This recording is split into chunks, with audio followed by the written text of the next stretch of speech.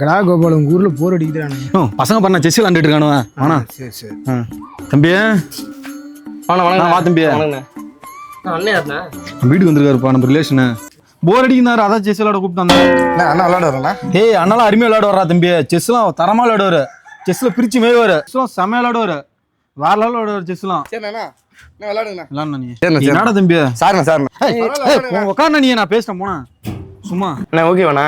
Okay தானே. நவுத்துங்க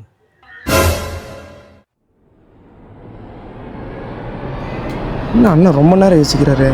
அண்ணன் பெரிய பிள்ளையரே இருப்பாரு. அண்ணா நேரம் ஆச்சுண்ணா சீக்கிரம்.